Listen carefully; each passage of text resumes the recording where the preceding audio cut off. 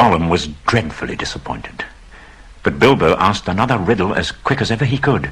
No legs lay on one leg, 2 legs sat near on 3 legs, 4 legs got some. It wasn't really the right time for this riddle, but Bilbo was in a hurry. As it was, talking of fish, no legs was not so very difficult, and after that the rest was easy. Fish on a little table, man at table sitting on a stool, the cat has the bones. That, of course, is the answer, and Gollum soon got it. Then he thought the time had come to ask something hard and horrible. This is what he said. This thing all things devours, birds, beasts, trees, flowers, gnaws iron, bites steel, grinds hard stones to meal, slays kings, ruins town, and beats high mountain down. Poor Bilbo sat in the dark thinking of all the horrible names of all the giants and ogres he had ever heard told of in tales, but not one of them had done all these things. He began to get frightened. Gollum began again to get out of his boat. Bilbo could see his eyes coming towards him. His tongue seemed to stick in his mouth. He wanted to shout out, "Give me more time!" But all that he could squeal was, "Time! Time!" Bilbo was saved by pure luck, for that, of course, was the answer. Gollum's frustration was now pure hatred. This time he did not go back to his boat. He sat down in the dark by Bilbo. It's got to ask us a question, my precious. Yes, yes, yes. One more question to ask. Yes, said Gollum. But Bilbo simply could not think of any. Ask us, said Gollum.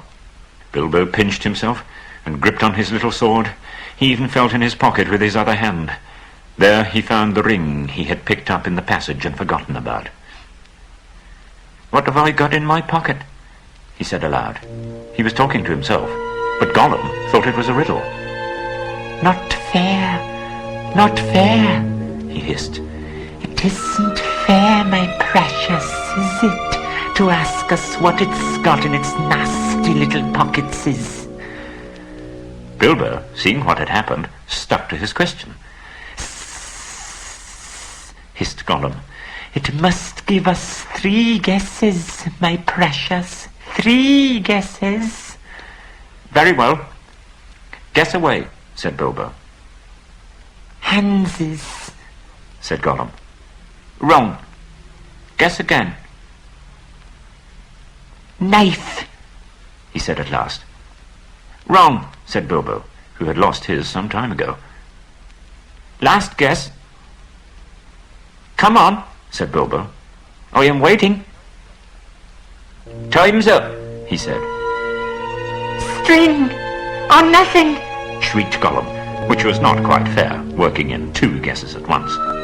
Both wrong, cried Bilbo, very much relieved, and he jumped at once to his feet, put his back to the nearest wall, and held out his little sword. He felt he could not trust this slimy thing to keep any promise. At last Bilbo could wait no longer. Well, he said, what about your promise? I want to go. You must show me the way. Did we say so, precious? Show the nasty little Baggins the way out? Yes, yes. But what has it got in its pockets, eh? Never you mind, said Bilbo. A promise is a promise. Across it is, impatient, precious, hissed Gollum. But it must wait, yes, it must. We can't go up the tunnels so hasty. We must go and get some things first, yes, things to help us. Well, hurry up, said Bilbo, relieved to think of Gollum going away. Not far away was his island, of which Bilbo knew nothing. And there in his hiding place he kept a few wretched ornaments, and one very beautiful thing, very beautiful, very wonderful. He had a ring, a golden ring, a precious ring. My birthday present, he whispered to himself as he had often done in the endless dark days. That's what we want now, yes, we want it. He wanted it because it was a ring of power, and if you slipped that ring on your finger, you were invisible. Only in the full sunlight could you be seen, and then only by your shadow, and that would be shaky and faint. Quite safe, yes, he whispered to himself. It won't see us, will it, my precious? No, and then its nasty little sword will be quite useless. Yes, quite. That was what was in his wicked little mind, as he slipped suddenly from Bilbo's side and flapped back to his boat and went off into the dark. Still Bilbo waited, for he had no idea how to find his way out alone. Suddenly he heard a terrible scream. It sent a shiver right down his spine. Where is it? Where is it? Bilbo heard him crying. Lost it is, my precious, lost, lost. Curse us and crush us. My precious is lost. What's the matter? Bilbo called. It mustn't ask us, shrieked Gollum. Not its business. No. It's lost.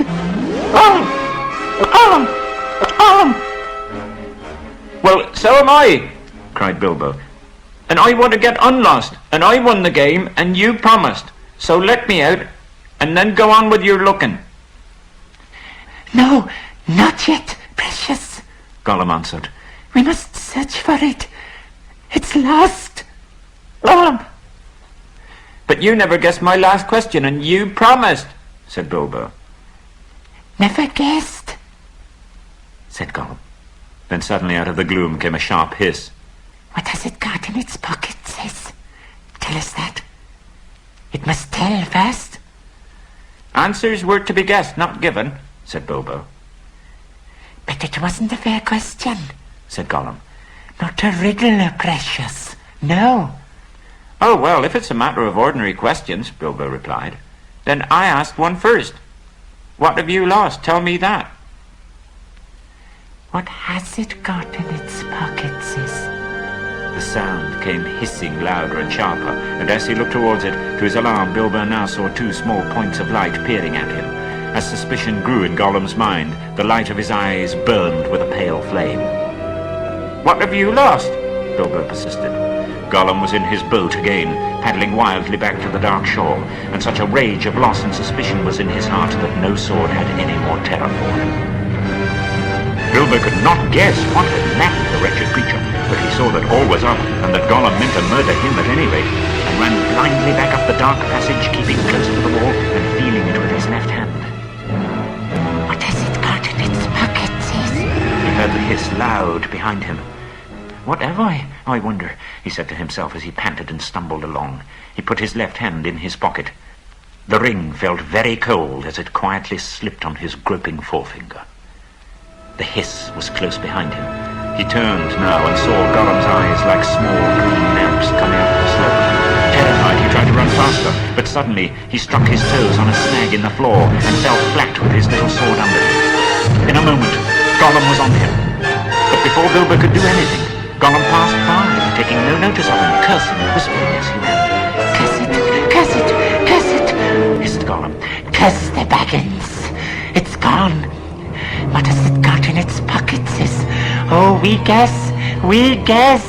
My precious, he's found it. Yes, he must have. My birthday present.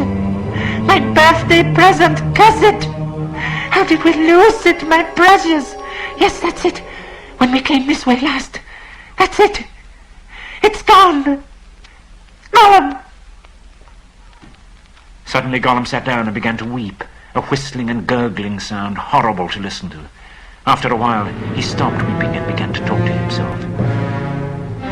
It's no use. The Baggins has got it in its pocket, sis. The nasty noser has found it, he says. He guesses, precious, only guesses. We can't know till we find the nasty creature and squeezes it. But it doesn't know what the present can do, does it? It'll just keep it in its pocket, sis. It doesn't know, and it can't go far. It's lost itself, the nasty, nosy thing. It doesn't know the way out. It knows a way in. It must know a way out. Yes, it's off to the back door. To the back door. That's goblins will catch them. It can't get out that way, precious. Gollum! Goblins is... Yes, but if it's got the present, our precious present, then goblins will get it. Gollum! They'll find it. They'll find out what it does. We shan't ever be safe again, never. Gollum! One of the goblins will put it on and then no one will see him. He'll be there but not seen. Not even our clever eyes will notice him. And he'll come creepsy and tricksy and catch us. Gollum! Gollum! With a spring, Gollum got up and started shambling off at a great pace. Bilbo hurried after him, though his chief fear now was of tripping on another snag and falling with a noise. His head was in a whirl of hope and wonder. It seemed that the ring he had was a magic ring. It made you invisible. There it was. Gollum, with his bright eyes, had passed him by only a yard to one side. On they went, Gollum flip-flapping ahead, hissing and cursing. They came to where side passages opened this way and that. Gollum began at once to count them.